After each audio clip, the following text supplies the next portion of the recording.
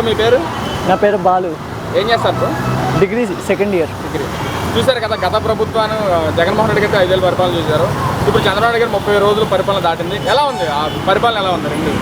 అంటే కొంచెం గత ప్రభుత్వంతో పోలిస్తే కొంచెం బెటర్గా ఉంది. అలాగే కాకుండా చాలామందికి స్కీమ్స్ అవి అందుతూనే ఉన్నాయి. ఇప్పుడు మనం రీసెంట్గా చూస్తూనే ఉన్నాం కదా. అలాగే ఓల్డ్ పీపుల్కి మొన్న రీసెంట్గా 7,000 రావడం జరిగింది కదా.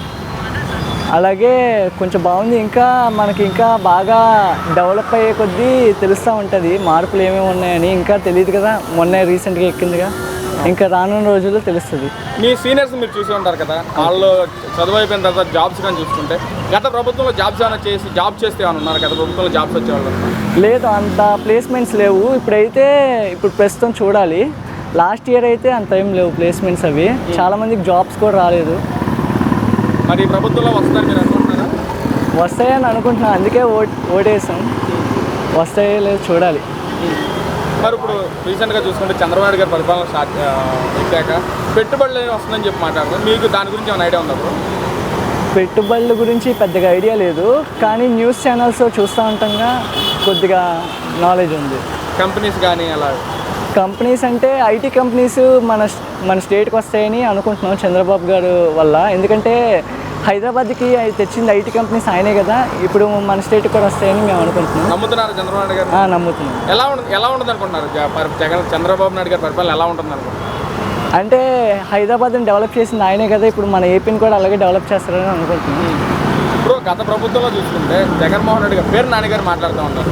ఈరోజు జగనే కానీ ఉంటే మాత్రం అమ్మఒడి కానీ విద్యా దీవెన కానీ వాటికి అందరూ పిల్లల అకౌంట్లో పడిపోయని చెప్పి కూడా మాట్లాడుతున్నారు. మీకు మీ అకౌంట్లో పడితే బాగుంటుందా, లేక కాలేజీలు వాళ్ళకి ఇస్తే బాగుంటుందంటారు? అంటే రావడం కరెక్టే. ఫస్ట్ 15,000 వచ్చాయి, తర్వాత 14,000, తర్వాత 13,000 అలాగా వచ్చాయి. తర్వాత లాస్ట్ ఇయర్ అయితే అసలు లేనే లేదు.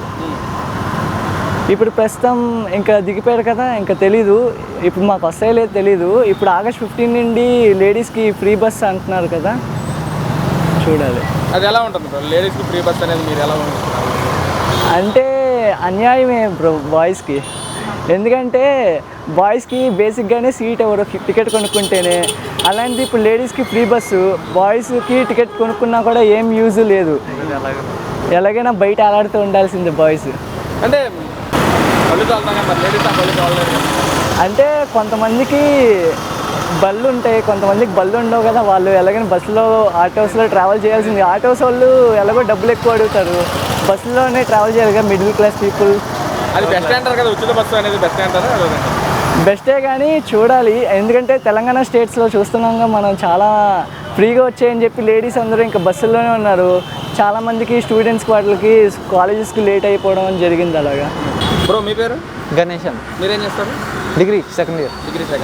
ఈ విద్యాశాఖ మంత్రి లోకేష్ గారు ఈ రోజున ఆయన మన రీసెంట్గా తీసుకున్న నిర్ణయం అంటే ఐటీఐ పిల్లలకి 25 మందికి ఒక జీవో పాస్ చేసి 25 ల్యాప్టాప్స్ కూడా ఫ్రీగా ఇచ్చారు ఉచితంగా.